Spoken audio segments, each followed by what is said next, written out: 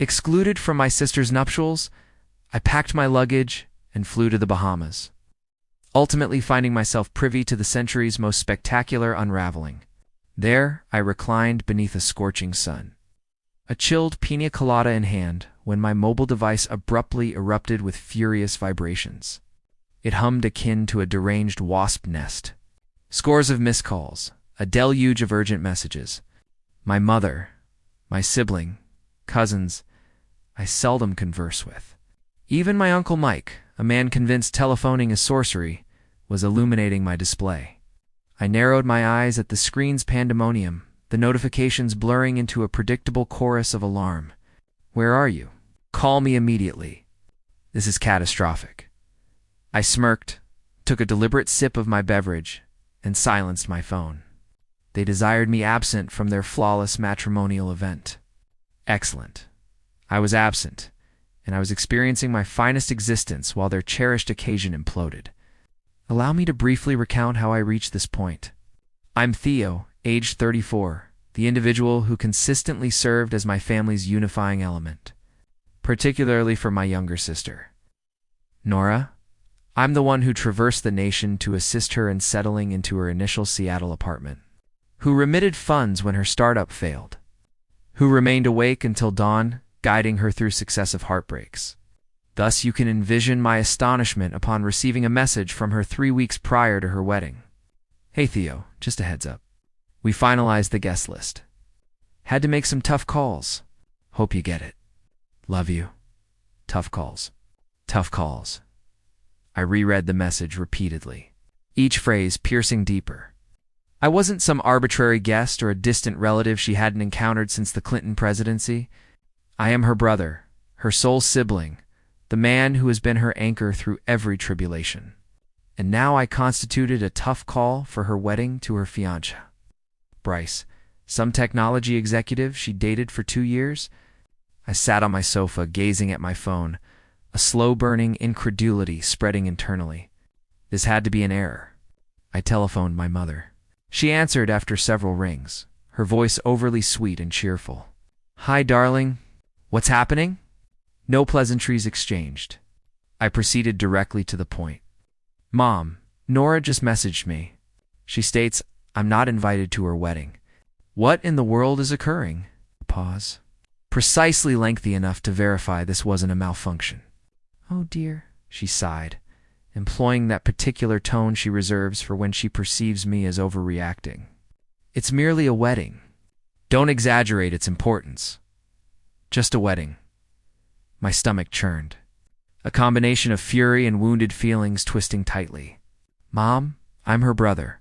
How am I excluded from my own sister's wedding? She made that TSK sound, as if I were a child complaining about a damaged toy. It's not personal, Theo. They needed to keep the guest list restricted. Weddings are costly, you know. They likely presumed you'd be content to forgo this one. Fine, I stated, my voice hushed but quavering. Mom, I've supported Nora through everything. I assisted her relocation cross-country. I paid her rent when she was insolvent. I was the person who helped her navigate that ordeal with her former boyfriend, Caleb, and now I'm not worthy enough to attend her wedding. Theo, don't be so melodramatic, she retorted, her tone dripping with annoyance. It's a single day. You're blowing this situation completely out of proportion. I laughed, a sharp, unamused bark. Blowing it out of proportion, I could already envision how this scenario would unfold. Mom would dismiss me. Nora would dispatch some insincere apology message later, and I'd be anticipated to smile and proceed, as always. Not this occasion. Something within me fractured. If I wasn't sufficiently significant to be invited, I wasn't sufficiently significant to care. I ended the call without another utterance and opened my laptop. If I wasn't attending Nora's wedding, I was going somewhere superior. Somewhere that didn't make me feel like a mere afterthought within my own family. I browsed travel websites, my fury fueling each selection. Within 60 minutes, I secured a week-long reservation at a 5-star Bahamian resort. Oceanfront accommodation, exclusive beach access, the complete luxurious package. I had consistently convinced myself such a journey was excessively self-indulgent. No longer. This wasn't merely a holiday. It represented an assertion. By the time Nora's wedding weekend arrived, I was soaring above the clouds, savoring champagne in the premium cabin. I uploaded an image to Instagram, legs extended, beverage in hand, the aircraft window displaying only sky. Caption: Guess I was removed from the guest list, but I'll manage. The likes and comments inundated my feed. My cousin Felix sent a series of laughing emoticons. My Aunt Sylvia, the sole rational member of our clan, remarked, "Good for you. Theo should have brought me along." The most significant reaction came from Mom, a flurry of messages. "Where are you? Are you truly skipping your sister's wedding because of this?" "This is trivial, Theo. Trivial." I was far from finished. I sent her a photograph of the Bahamian coastline. Pristine sand, azure water, swaying palm trees. Then I deactivated my phone. No emotional manipulation this time. For once, I prioritized myself, and it felt incredibly satisfying. Upon landing, the balmy ocean breeze enveloped me like a surge of liberation, carrying the aroma of salinity and exotic blossoms. A sleek utility vehicle swiftly transported me to the resort, equipped with chilled cloths and effervescent water in the rear seat. This was already superior to any wedding celebration. The resort was an idyllic vision, an open-air reception area featuring towering palms. Personnel offered me a mango mojito before I even completed check-in procedures. My suite, unbelievably, had floor-to ceiling windows, a private veranda, a bed so sumptuous it could have graced a royal dwelling. I stepped onto the balcony, the vast ocean extending before me, and exhaled deeply. This was my moment, my paramount concern. I captured an image of the panorama and posted it. When one portal closes, another unveils, preferably leading to a beachfront suite with infinite mojitos. I knew this information would reach my family. I desired it too, allowing them to comprehend the sensation of being excluded. The initial full day was pure bliss. I commenced with in-room dining. Fluffy griddle cakes, fresh mango slices, coffee so exquisite it spoiled every Starbucks visit I'd ever made. Then I pursued precisely what I wished. No familial discord, no obligations, just myself and the sea. By afternoon, I was reclining by the infinity pool, mojito in hand, observing the waves' impact. Periodically, I checked my device, not to communicate with my relatives, but to revel in the responses to my uploads. "Felix, brother, where on earth are you?" "Sylvia, okay, now you're simply showing off, an old university acquaintance." "Dude, invite me next time." Then I noticed it. A notification that brought a wide smile to my face. Nora had viewed my story. Now she was paying attention. I could envision her in her bridal chamber, sipping an expensive sparkling wine, scrolling through Instagram while fretting about her momentous day, only to witness me flourishing. Excellent. I leaned back, took another sip and mused. Savor your wedding, sister. May it fulfill all your aspirations. But then, as the sun descended below the horizon, my phone became frantic. Calls, messages, alerts, accumulating like a vehicular accident. I initially disregarded it, assuming it was merely more reactions to my posts. But the names caught my attention. Mom, Nora, Felix, even Uncle Mike. I raised an eyebrow and opened the messages. The first one from Mom utterly stunned me. "Call me." "It's an emergency. An emergency at the wedding." I sighed, deliberating whether I cared. Then Felix's message appeared. "Dude, you absolutely will not believe what just transpired." Now I was intrigued. I scrolled through the messages, and with each one, a grin spread across my countenance. Fate had just delivered the ultimate retribution I could have desired. Nora's impeccable wedding. It had collapsed spectacularly. According to Felix, everything unraveled during the reception. Bryce, the exemplary groom, had departed abruptly mid-event. Evidently, he and Nora had engaged in a vehement argument regarding her texting an ex-partner at the rehearsal dinner. Bryce lost his composure, abandoned the venue, and left Nora weeping in her wedding gown. But the drama didn't cease there. Uncle Mike and my father became embroiled in a shouting match over who was accountable for the family's disgrace. My grandmother, bless her heart, began lamenting that the wedding was cursed due to my absence. The establishment prematurely closed the complimentary bar to mitigate the pandemonium. It was a complete catastrophe. I reclined in my chaise lounge, sipping my mojito, and continued scrolling. Felix's messages were priceless. "Bro, you narrowly avoided disaster. Mom, call me immediately. This constitutes a family emergency." And then the definitive message from Nora. "Theo, please. Where are you? I require your presence." Oh, now I was essential. Now I held significance. I could almost perceive Mom's voice. "You must rectify this." Nora is devastated. No, not this occasion. I composed a singular response to Nora. "Apologies.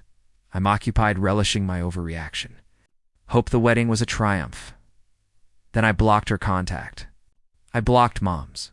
I blocked Felix's, just in case he became ensnared in their emotional manipulation vortex. I activated my phone's Do Not Disturb function, signaled the server, and requested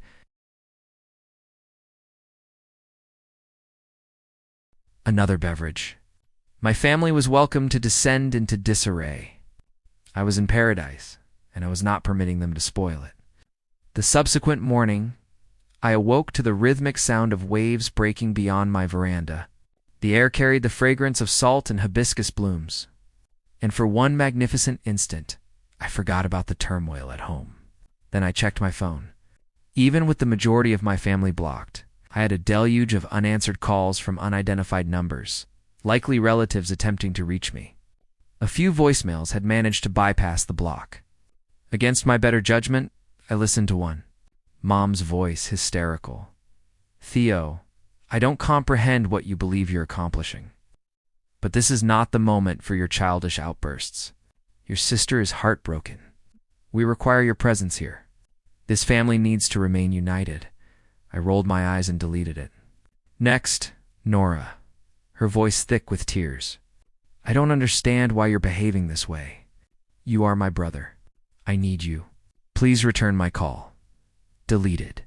Then Felix, whispering as if concealed in a closet. "Dude, Mom and Aunt Sylvia are strategizing to confront you at your residence upon your return. Just a warning. Also, Grandma insists the wedding was cursed because you weren't present." It's truly hilarious. That particular message I preserved. I tossed my phone onto the bed and stepped onto the balcony. The sun was ascending, casting a golden radiance over the ocean. Back home, my family was frantically striving to mend their predicament. Meanwhile, I was here, sipping espresso in a luxurious bathrobe, experiencing the finest decision of my existence.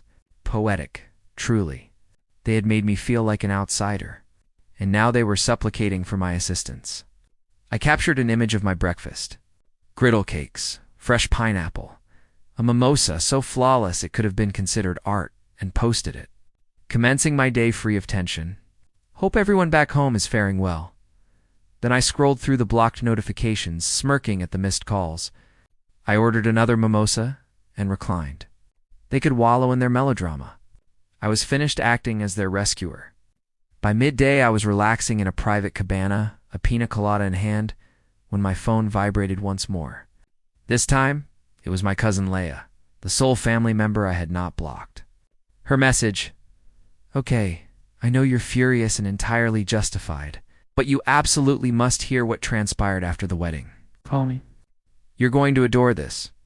Leia had consistently been the sensible one. So if she advised me to hear something, it warranted a call. I dialed her number, leaning back in my cabana with the ocean shimmering before me. She answered on the initial ring, practically effervescent. Oh my goodness. "Theo," you finally responded. "Okay, are you seated?" I glanced at my drink, the shore, the cabana. Yes, I'm in quite an advantageous position for this. Leia chuckled, breathless. After Bryce departed, Nora completely lost control. A full-blown breakdown, screaming, weeping, hurling her floral arrangement at the maid of honor.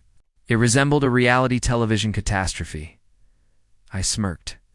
"Sounds about accurate.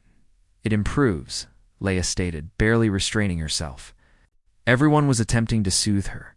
But then, Aunt Sylvia declared the entire calamity could have been averted had you been there. She was like, Theo's the only one who can reason with Nora when she becomes erratic. If he'd attended the wedding, none of this would have occurred. I blinked. Wait, what?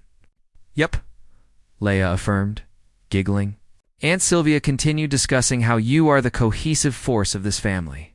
Then Mom interjected, claiming Sylvia was being absurd, and they commenced arguing right there amidst the reception. Grandma became involved, informing everyone Nora brought this upon herself by disrespecting the family and failing to invite you. She literally articulated, this wedding was ill-fated because you omitted your brother. I erupted in laughter. So the very family that excluded me is now blaming me for not being present to salvage the situation. Oh, it gets even better, Leia recounted. Mom attempted to contact Bryce's family to smooth things over. His mother simply laughed and stated, this is your circus now.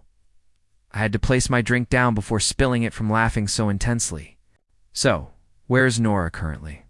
Leia sighed, still crying, still attributing blame to everyone but herself.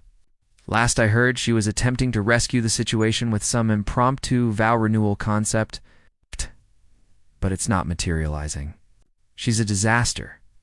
I shook my head, grinning. You know what's the most satisfying aspect? What? I took a leisurely sip of my drink. I don't care. Leia cackled. I don't fault you. Enjoy your journey, Theo. For the record, you made the correct choice. I concluded the call, feeling more contented than I had in years. They desired a wedding without me. They received a catastrophe instead. I elevated my glass skyward, toasting to the paramount decision I had ever made. Then I powered off my phone and leaned back, allowing the ocean breeze to dissipate any lingering remorse. The remainder of the day was flawless. I reserved a sunset yacht excursion, consumed a 5-star lobster supper by the water, and permitted the world to recede. At some juncture, I pondered if I should feel sympathy for Nora. Then I recalled how she had dismissed me without a second. Thought, nope. I captured one final image of the sunset, posted it with the caption, 0 regrets, and turned my phone off again. Let them contend with their turmoil. I was done serving as their fallback. The subsequent morning, I awakened feeling lighter than I had in years. No culpability, no tension, no family crisis to resolve. Just me, the waves, and a day of unadulterated relaxation. I ordered room service, more griddle cakes, more coffee, and out of curiosity reactivated my phone. Significant error. Notifications inundated me. Mom, you need to cease behaving like a child and call me. Nora, I cannot fathom why you're doing this to me. You are so self-centered. Another from Mom. This is not amusing. Nora is heartbroken. Do you even care? An unfamiliar number. Likely Aunt Sylvia. We must mend this family before it's too late, I groaned, shaking my head. It was almost remarkable how swiftly they transitioned from marginalizing me to expecting me to rectify everything. Then one message captured my attention. From Leia. Okay, I know you're ignoring everyone, but read this. Mom's planning a major family gathering when you return. Be advised. I laughed aloud. A family gathering? They believed I would simply appear, allow them to guilt-trip me, and feign that none of this had transpired. Not a chance. I messaged Leia back. Thanks for the warning, but I'm not attending. Extending my trip. They wanted me out. I'm gone for good. Leia responded instantly. Wait, what? That's legendary. Tell me everything when you're back. Whenever that might be. I grinned, opened my laptop, and extended my trip by another week. No family, no drama, just me, the ocean, and serenity. They had never afforded me that before, and now they could not revoke it. I dispatched one final message to Mom and Nora. Oh, you desire my presence now? Apologies, I'm busy enjoying my overreaction. Have fun cleaning up your mess. Then I blocked their numbers permanently. I ordered another pina colada and leaned back, the sound of the waves washing over me. They could retain their turmoil.